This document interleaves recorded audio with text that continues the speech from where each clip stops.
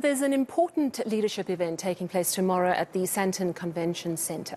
On the record is a summit organised by News 24. It's looking at the major challenges facing our country and the important decisions that need to be made to navigate us to a more secure future. And to tell us all about it, I'm joined by Adriaan Basson, News 24 Editor-in-Chief. Adriaan, thanks so much for coming through to our studio. I see that your keynote speaker is Chief Justice Raymond Zondo, and it's a fantastic week to hear from him because Brian Molefe and Anoj Singh, who he described, I think, as the architects of state capture at Transnet in his report, were in the dock this week. You've also got the ID, Adriaan Basson. So it's a bit of a hopeful start, I would imagine, to your conference tomorrow. I think a big part for me of the success of the conference will be about the hope. You know, there's so much bad news going on in South Africa every day. And, you know, if you look at eNCA or News 24, there's a lot of negative. But we have to look for those positives. We have to look for when things actually happen. And I think you're right. I think this week was great to see the former CEO of Eskom and Transnet in the dock, finally.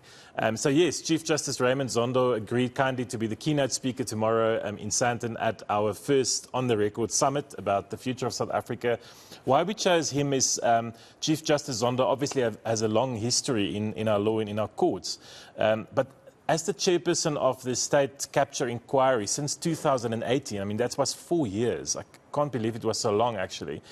He has seen the worst and the best of South Africa. He's seen the brave whistleblowers, you know, who spoke up against state capture in Transnet, in SAA, in Bosasa. But he also saw the worst. He saw the people who came there to lie. He saw former President Jacob Zuma refusing to continue to appear before him, that ultimately led to his imprisonment. So I think Zondo is really well placed to talk about the future and give us some hope and context about what he thinks about the country. I've asked all the speakers to really try and dig deep to talk about the future they want and the hope that they want. Adriaan Basson, of course, the new head of the ID, the Investigating Directorate. She's been hard at work since she joined that unit, which is effectively, as we call them colloquially, the new Scorpions in the NPA. They've been tasked to arrest the architects of state capture, and Shamila Batoy gave them a deadline of end of September, which is in, what is it, a month from now. So I think Molefe and Anoj Singh, as well as the two gentlemen from Regiments and Trillion, with some big moves in the right direction. Yeah, so as you said, it's going to start on a hopeful note. But if we just look back even just to the last week or so, I mean, we've had the Cope punch-up, which is, it's just quite dramatic. We also saw a lot of anger, heckling and plain insults in Parliament yesterday, people being pushed around as well. We still have sky-high unemployment. We've got an energy crisis. We've got a president avoiding questions about his home. Gosh, that sounds a bit familiar, doesn't it? Yeah. Anti-foreigner protests, which is really, really worrying. And corruption scandals, and they're not ending. Yeah. So what are you hoping to get out of the conversations? Because the sad reality is we just have to put one foot in front of the other and keep plodding our way through, but we need to make the right decisions. I mean, are you hoping to come up with, like, this needs to be done? I don't think so, no. I mean, we are ultimately a media platform, and for me, it's about giving a platform to a diverse range of speakers to talk about the future. We'll come to the political panel, which has got some people which I think will be future leaders in our country and key leaders. I think the purpose of a summit like this, Sally, is to really interrogate those real issues, but with an eye on the future. So how do we deal with the real xenophobia in our midst at the moment that we see?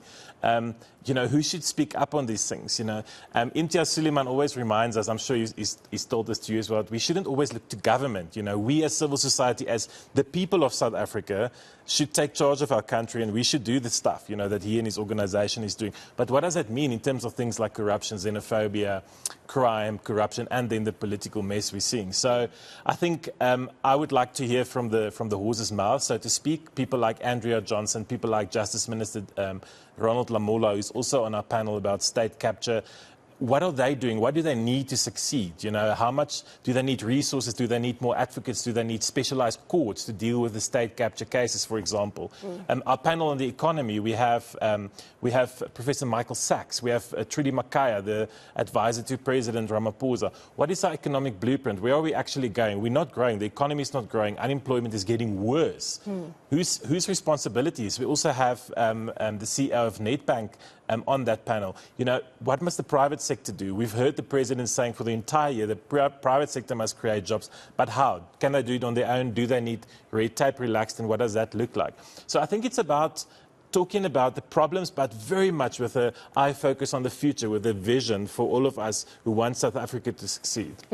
You personally are going to be interviewing Eskom CEO Andre de Ruyter. Now, we've kind of forgotten about load shedding because we haven't had it for a week or so, and we all immediately just don't want to think about it. What are you going to ask him? Well, I think Andre de Ruyter has probably the toughest job in the country. Maybe Cyril Ramaphosa and de Ruyter toss-up, you know.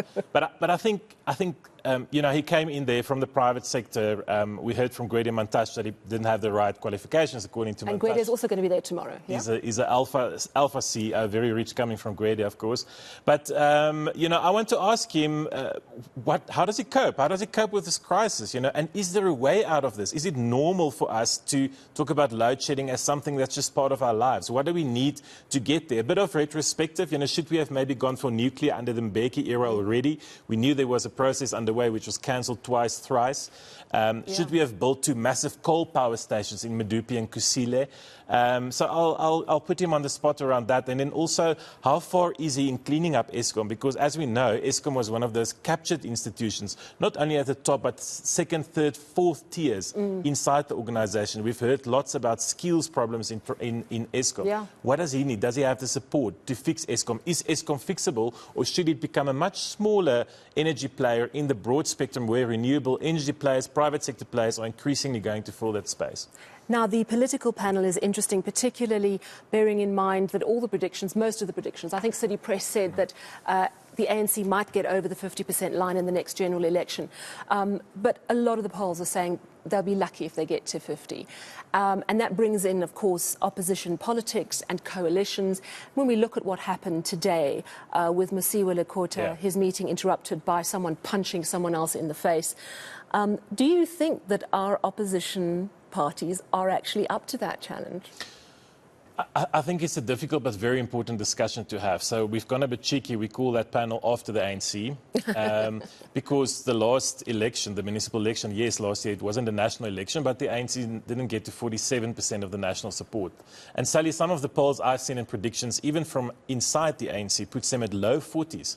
So you could have a situation where the ANC either has to form a coalition government with 1 or 2 partners, or where the opposition can get together, like they're doing in Johannesburg, in Tshwane, and in Ekurhuleni, and say, look, let's put some kind of mishmash government together. You know, the DA gets the president, the EFF gets deputy president, or Action SA, or whatever, and split it up. You know, will that be a better form of government? And is that the kind of pain or disorganized government we have to go through? I'm very interested in the future of coalitions because I think it's real. And I think people like Songezo Zibi, who's on our panel tomorrow, who's kind of put up his hand to say, look, I will lead, and who has urged professional South Africans to step into the arena, and no longer just to criticize, but to actually get their hands dirty and get back into public life. He's going to be on the panel. Londiwe Mazibuko is going to be on the panel. Bongani Baloyi recently jumped ship from the DA as Midville Mayor to Action SA. And my colleague Kunita Hunter will ask them, you know, what does the future of politics look like? Neither of you are likely to lead a majority party like the ANC used to be for the past 20, almost 30 years. Yeah.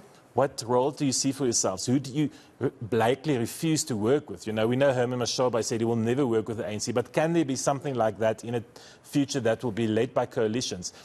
The lesson from COPE, just to come back to COPE, is they did get 1.3 million votes in an election. It was the last time they did. 2009. Indeed, and it was on the back of Mbeki being fired by the ANC, but you know, there were 1.3 million voters out there who said, prepared. We'll give you our vote, who didn't vote for the ANC or the DA. So I think there's always been appetite for an alternative. I think JJ was right. I think Action SA has started to emerge as that alternative, specifically in Gauteng. But there's other kids on the block, and we'll grow them. Look forward to hearing all about it. It sounds absolutely fascinating, and these discussions are important, even if just to leave us with a little bit of hope. And I know that you've got some hopeful elements tomorrow as well. Thank you so much for coming into studio. Absolutely, thanks. That is Adriaan Basson, News 24 Editor-in-Chief. On the Record takes place tomorrow at the Sandton Convention Centre. And Adriaan says you can still get tickets at the door.